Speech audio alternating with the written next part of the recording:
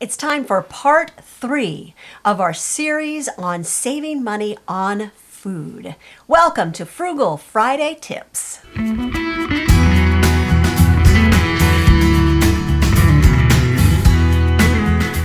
Hey, it's time for Frugal Friday Tips. I'm Hope. And I'm Larry. From Under the Median. If this is your first time to join us on a Friday, well, let us tell you a little bit about who we are. We raised our 4 sons debt-free on an income which was consistently under the U.S. national average income. And along the way, we got really good at learning to save some money in every area of our budget, including that of food. Now, food has been the focus for the past 3 weeks here on Frugal Friday. Every Friday, we give you tips and strategies that are easy to implement, and they help you immediately spend less and save more. Now, we've been talking about food, as I said, and I'm just going to really quickly recap the first 2 weeks before we move on to this week's program. The first week, we talked about the importance of knowing what you have on hand. I showed you how to use 3 basic inventory sheets. I showed you how to use a pantry inventory sheet, a freezer inventory sheet, and this, which is a really important inventory sheet. This is the perishable food inventory sheet. We talked about the importance of knowing how to stage your perishable products so that you use those first, which will actually rot the easiest or the earliest, and then save some of those items back for a little bit later in the week that actually have some more staying power on your shelf. Now, last week, Larry, tell him what I totally geeked out about. I did. I think you did a great job with that one, too. Well, we talked about 15 ways that stores get you to sneakily buy things. That's right. These are sneaky things they do. Subterfuge. We had a blast doing it. Now, this whole idea of sneaky marketing is something that I am personally super interested in. So, listen, we don't want you to miss a thing. So we're going to make sure that we leave a link to the last 2 programs, part 1 and part 2 of this series. You'll see links to those in the description of this video. So when you're done with this video, you can go back, you can grab those and make sure that you watch those as well. Now, on to this week's program. This week's program is going to center a little bit on exactly the most effective way to use these inventory sheets that I showed you in week 1. And the most effective way to do that is what is called what, Larry? Backwards menu planning. Now, what do I mean by backwards menu planning?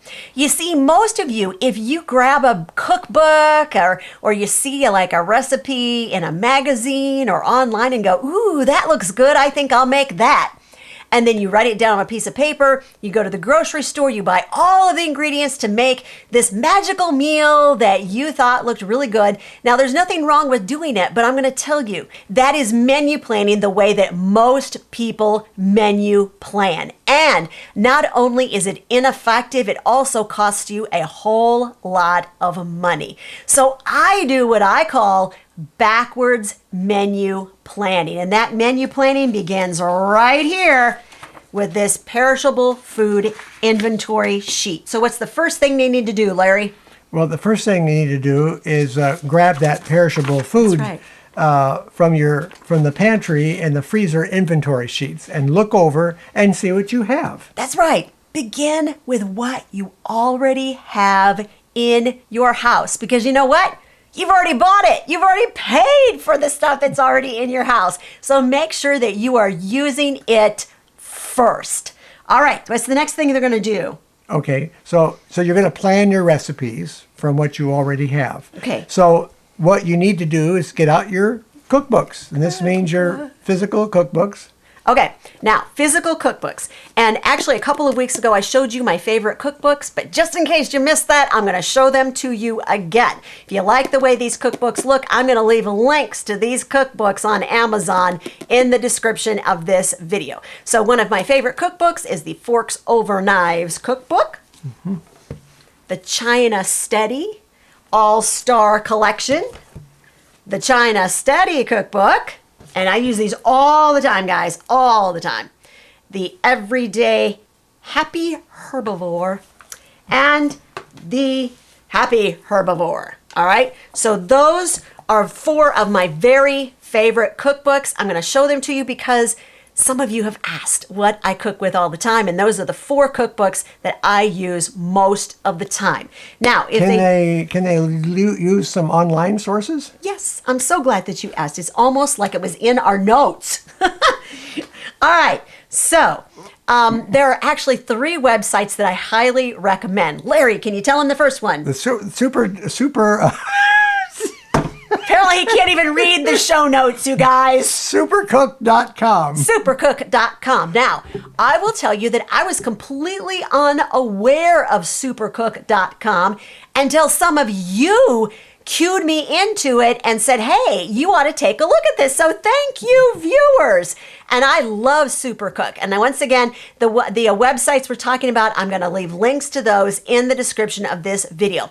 The great thing about Supercook is you can go there and you can plug into Supercook items that you already have on hand. Oh. So let's say I'm going to tell Supercook that I have spaghetti squash on hand.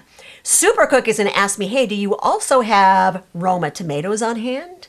Do you also have onions on hand? Do you also have olives on hand? Because Supercook is sort of putting together a curated list of recipes based on what I have on hand, and they're finding out everything that I have available.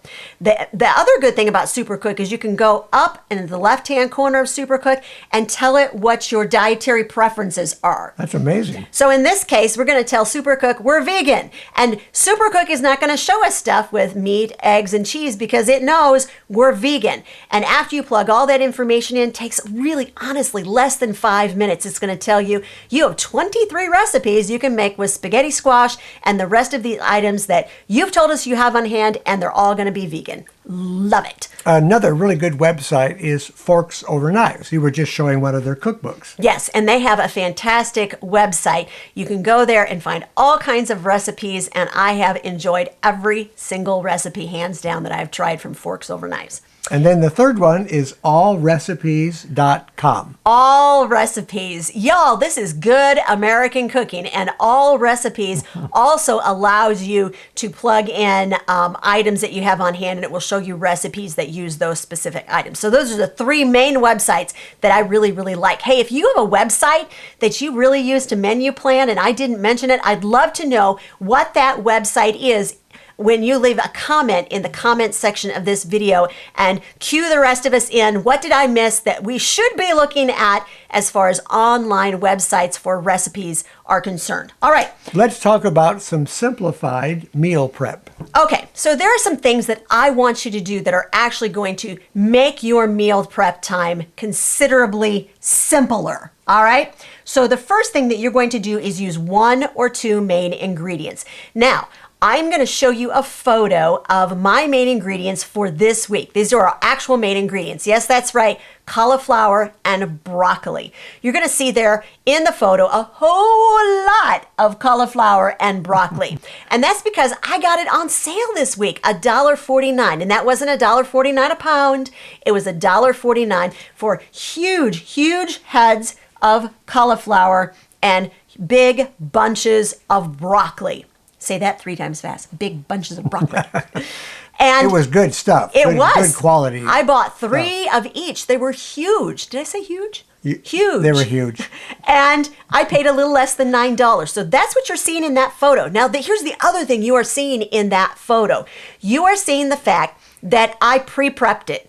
So I washed it. I cut it apart. I took the stems of the broccoli and took all the tough outer part off of the stem so that all that was left was the soft middle. You can actually cut that into slices, or you can put it through a grater and you can grate it, and you can make recipes with the inner parts of the broccoli stems. Now, everything else that was left in the broccoli and cauliflower, I'm going to show you an example. Okay, so this is the core of the broccoli or of the cauliflower. I'm not going to throw this out. No, I'm going to take this and I'm going to put it into the freezer in a freezer bag, and that freezer bag is going to be labeled vegetable stock. And when the freezer bag are full, when I have a couple of freezer bags full of vegetables, odds and ends that I couldn't use for any other use, I'm going to put these in the pressure cooker, and I am going to add water, add some spices and herbs, and I'm going to put it on about 14 minutes to pressure cook. and I'm going to make amazing vegetable stock out of scraps of vegetables that normally would have been thrown into the garbage. So the whole idea here is don't waste anything. Here's another example of non-wasting. Let's see if I can hold this up so you can see it. I don't know if you can or not through the bag. I'll zoom in on it. Okay, here. awesome. These are the leaves of the cauliflower and broccoli. Did you know you can eat those? You absolutely can. And you're going to use them, mainly I cut them up and I use them in casseroles, or I use them in soup all the time. So make sure that you are not wasting any of the food that you have paid your precious dollars to buy. Use everything that you possibly can. Okay, what's the next thing that they can do? Well, you said you should make an assembly line. That's right. So for an example of this would be that cauliflower and broccoli. So once I've got it all washed and cut apart, I'm going to cut it into smaller florets, smaller pieces, and I'm going to make sure that I know exactly how many cups of each of those items I have. And then I'm going to figure out how much of those cups I need per recipe, and I'm going to put them together in a pile so that those are all prepped and they're ready to go. And that's actually going to save me time, and it's going to make sure that I'm using what I have on hand. Okay.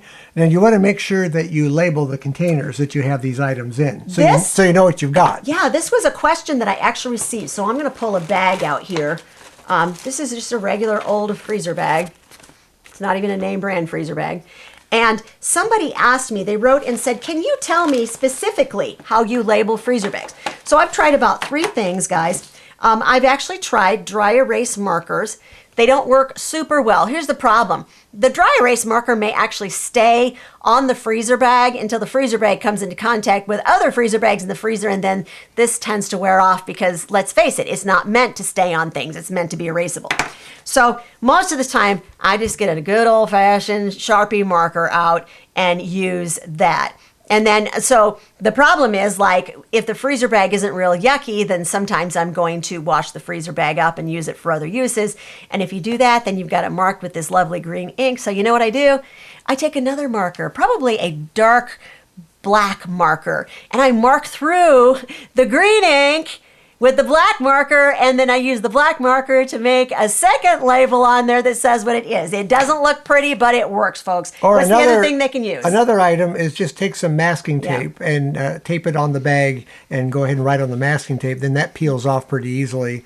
And I would suggest writing on the bag before you get anything in it. It's much easier to write on. Yeah. All right, so those are some suggestions as to how you can label your containers and label your bags. All right, the next thing is? The next thing is to work from a plan. All right. Do you have a plan? I have a plan. So I'm going to show you. You know what this says? Menu plan. Do you see how that works? Plan. All right. There are a couple different kinds of menu plan. This menu plan, you can fill out Monday, Tuesday, Wednesday, Thursday, Friday, Saturday. It doesn't have a Sunday on here, but on Sunday, I got to be honest, we mainly have leftovers on Sunday after church, and then we have a bowl of cereal on Sunday evenings. That's our kids standard. they never really get boxed cereal except one bowl a week on Sunday evenings, and they think that's just cool that they get that once a week, and that's an honest, fun thing for them, a treat. Here is the menu planner that I really actually like using them. Okay, this menu planner is a topical menu planner, and this is definitely my cup of tea. And I'm going to show you, Larry will take a photo of this and we'll put it up close so that you can see it. Well, here. But Move it over just this has it labeled by main dishes, side dishes, salads, soups, and then it also has desserts and other. And you will see that I filled in here all of the things that I plan to make using that broccoli and cauliflower that you just saw a couple of minutes ago. And I really honestly prefer menu planning this way.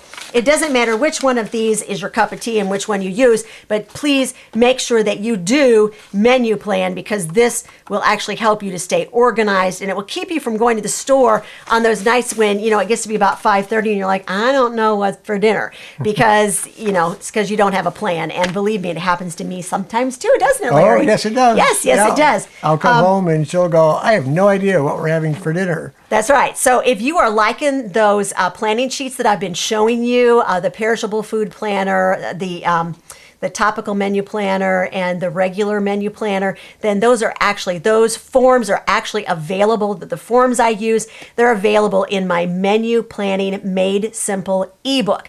And I'm going to make sure that you have a link to that right up above. Look right up there and look in the description of this video. You'll be able to click on that link and go right to the page where you can find out how to get your very own copy of Menu Planning Made Easy. Hope, All right. why don't you talk about bulk cooking? All right. This is one of my very favorite things to do is bulk cooking because it truly does save you money. I've noticed consistently when I bulk cook that the food actually goes farther and it seems to last longer than I anticipate it's going to. So that's what I like about bulk cooking. I may spend 6 hours on a Saturday doing it, but then I'm pretty much done, except maybe some side dishes throughout the week. And it's super, super helpful because it keeps you from going back to the grocery store feeling like you don't have anything to cook. It really takes the pressure off of two things, of meal planning and then time that you would spend cooking those items one at a time. When you bulk cook, it's actually more efficient. I think you make the most use out of your time when you're bulk cooking. You do. Now, some of you, I could see you blanched when I said 6 hours on a Saturday. You're like, ain't no way I have that kind of time. I totally get that. I really do understand that.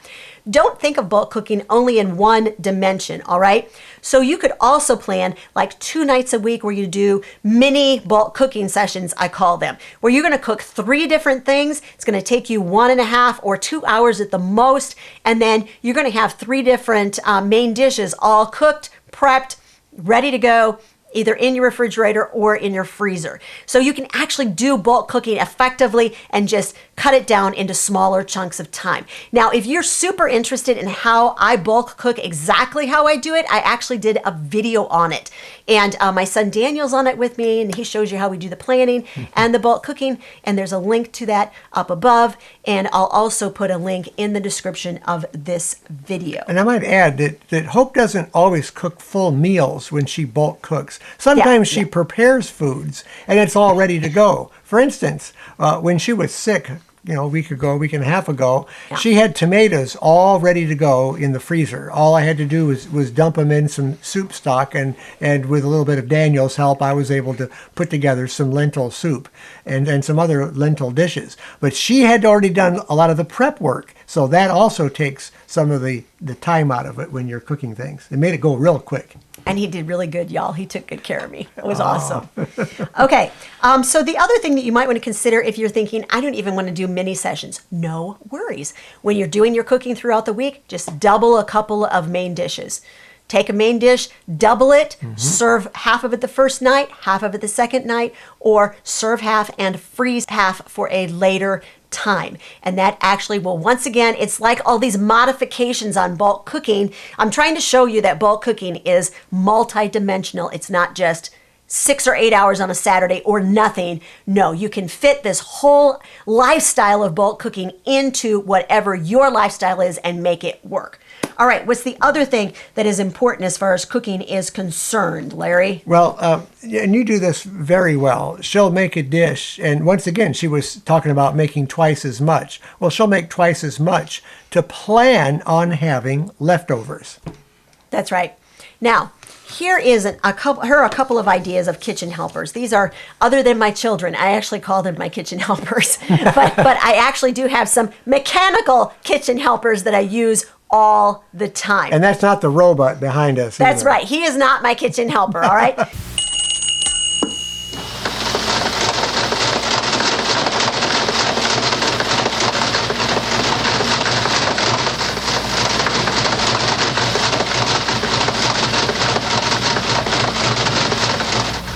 I guess that's enough to start with. We'll have our coffee now. So we wish we could train him that good. wouldn't that be awesome? Yeah. So one of them is my pressure cooker. Do I have an Instant Pot? No, but do I wish I had one? Yes, I do. Is that a hint? Maybe. So I actually, my sister has one, so I got the opportunity to kind of see how one works, and they're amazing. But even if you don't have an Instapot, guys, you can use any other pressure cooker. I have one, and I use it literally every single week. They are amazing. It seems to me you used to have an air fryer once upon a time. Gosh, what happened to our air fryer? Do you remember? Our kids took it. Yes. They borrowed it. Wait, how long ago was that? That was back in October. So it's been a few months. Like the older boys moved out when they moved out. The truth is, all right, time for some honesty. They really were using my air fryer more than I was using my air fryer. So they said, hey, can we take this until we get our own air fryer? Well, they don't have their own air fryer. So it's going on some sort of gift list for them, I think. And either they're going to get to keep my older air fryer and I'm going to keep the new one, or I'll take mine back and they'll get the new one. But yeah, air fryers are great. They're great fun. Tell us in the comment section of this video, I'd love to know, which of these kitchen tools do you use? And how do you find that they are best used? All right, air fryers. I want to know if I got some air fryer fans out there. I enjoyed it. Yeah. I like the French potatoes. French fries. French fries, yeah, French. Yeah, and they're not fries. And they're not really fries. They're not fried in oil. Yeah. So they're really good. They're good for you. They're just potatoes, and they're just what would you call them? Almost like a toasted kind of a thing. The way the air fryer does it, without any oil. It's very good. They're really very good. Very healthy. All right, so the next one. The next thing is, of course, very famous, and I think most everybody has at least one of these, and I know you have at least 3 of them. I was going to ask if he... Crock pots, am I right? Yeah, I was going to ask how many. I was going to ask if he knew how many we had. We had 4, but one of them went with the boys. Okay. So, yeah, the older boys took 1. So now I have 3, but they're all 3 different sizes. So I find that I use all 3 of them in a little different application. But yeah, crock pots. I'm a huge crock pot fan. And just a little spin off of the crock pot too. We have a solar oven that acts like a crock pot. It cooks just like a crock pot does. It's slow, it's low temperature, and it's good for like a day's worth of cooking on it. This was a 4-H project from when the older boys were, I don't know, maybe in junior high? Yeah, they were early high school. They made this one year. They went to the state competition with their homemade solar cooker. So that was actually a lot of fun. And I still occasionally get it out and use it. And it's really an interesting thing. You get a lot of interesting. I think the last time I used it 4 or 5 days in a row. And the mailman, I happened to be outdoors when he came, and he finally stopped in and said, I'm sorry, I just got to ask you, what is that thing? He's like, I've been looking at it all week and I've been dying to ask you, is that a cooker? Is it a stove? Is it? Yeah. So we had quite the conversation, the mailman and I, about my homemade solar cooker. And so the final thing, now I'm going to tell you right now, we are aware that this next kitchen helper is controversial. There are some of you who have done some research, and I've done some of the reading too, that says you really shouldn't use one. But what is it? Well, it's a microwave. Right. So I know some of you, for health reasons, have done some research and you're like, I just don't feel comfortable with microwaves. I totally respect that, and I get it. For us, we've chosen to keep a microwave, and we just really don't use it very often. We have a toaster oven that we use a lot, and I mean a lot more than our microwave. We use our toaster oven like every day. So microwaves, the reason I put it in here is because microwaves do make certain things really pretty fast and efficient. And one of those is if you have a microwave that has variable control as far as the wattage is concerned, you can actually very quickly dry fresh herbs. You can dehydrate fresh herbs in your microwave. I wrote a whole step-by-step post on the website on how to do it. I'll leave a link. You know where to look in the description of the video. All right, and what's the final way that they can not only save time but save money, Larry? Well, you want to serve your favorites repeatedly. That's right. And I don't mean your favorite people. You should serve your favorite people. But you should also serve your favorite foods repeatedly to your favorite people. All right, so give them an idea of 3 of the things that these are sure hits with our family. Tacos are one of our family's favorites. Yes. And so we're going to show you some examples of those. The next thing that I cook these nearly every week and serve them as a main dish. Oh, they're a great dish. The baked potatoes, and we use them to stuff vegetables or different things in them. We stuff all kinds of stuff inside baked potatoes. What's your favorite baked potato topping, people? For us, I don't know. What is yours? Do you have a favorite? I think that lentil the lentil. What is Like it? barbecue lentils? Yeah, but either barbecue lentils or the taco. Even the taco lentils work okay on a baked potato. We usually eat those on the tacos, but I think the lentils to me is the closest thing to meat as you can get in a vegetable. It just tastes like it. It tastes a little bit like roast beef. Yeah, I like it. The other thing I thought, like anything with rice, like if I have some leftover stir fry with rice, a lot of times I'll throw that on top of a baked potato. But pretty much in our house, anything that's left over is fair game to put on top of a baked potato to make it stretch a little farther and to make another meal out of it. All right, and the third thing that our family loves to do is eat what? Eat breakfast. Breakfast. Yeah, breakfast for dinner. I grew up with this. Your mom occasionally made breakfast for dinner. We made pancakes. We had occasionally cold cereal. Like on a Sunday night, we'd all sit and watch The Wonderful World of Disney, and eat cereal. Anybody else remember that? The Wonderful World of Disney. Yeah. So that was exciting. Came on after Jacques Cousteau, And, the Underwater Adventures of Jacques Cousteau. Well, Omaha's Mutual of Omaha. Mutual of Omaha is people. Do you remember that? Okay, sorry. That's a long time ago. Little backwards thing going on there, just remembering my childhood. Yeah. All right, but the most important thing that they can do if they want to serve something their family is going to enjoy every time is to do what?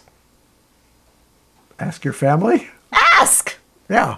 Ask them, what do I make that you enjoy, that if I put this on the table once a week, you're going to just think it's amazing. And your family's going to tell you, this is what I really would not mind seeing more than once a week. We do put in for our favorites. If she makes a favorite meal, then we'll tell her, yeah, make that again, and soon. The other thing that we try to always have in the freezer is bean burgers. We have lentil burgers or black bean burgers or black bean beet burgers. Those are so good. And we put just regular condiments on them like you would a hamburger, and we'll maybe eat them on a bun. And it's the closest thing to eating a hamburger as you can get. But very good for you. When I make bean burgers, I make 24 of them. I make like a double or triple batch because you got to heat your oven up anyway to put them in there, right? Yep. And so I just put 2 trays of them in, and they all freeze beautifully. And it's so quick and easy. Like if he's walking out the door to go to work, or one of our sons is, then they can just grab it on their way out the door, and it has saved me so many times. Oh yeah. When I get to 5 o'clock in the evening, I think, oh my heavens, I don't have anything planned for supper.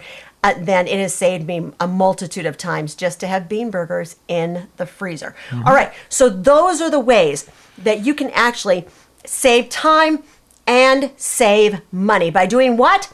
Backwards menu planning. And once again, if you want to know more about how I menu plan, some specific step-by-step ideas, also step-by-step how to go through the grocery store, little checklists for that, and all of the forms that I've shown you for the past 3 weeks, you can get them. They can be yours in Menu Planning Made Easy. And once again, there is going to be a link to that ebook in the description of this video. You'll click on the link and it's going to tell you right how you can get your copy. I got to say, I learned something, because I thought all this time that backwards menu planning was just having your dessert first. Actually, I like that idea. We should have put that on here as you guys, that is Larry's, that is his suggestion. That is his original suggestion, is that if you want to save, I don't know, does it save time and money? I don't know, but it's backwards. It's just fun. All right. So Larry's fun suggestion is, if you want to do backwards menu planning, eat dessert first. Life is short. Eat dessert first. Make sure you check out that Menu Planning Made Easy. Like the video and make sure you're subscribed to Under the Median. We'll see y'all on Monday.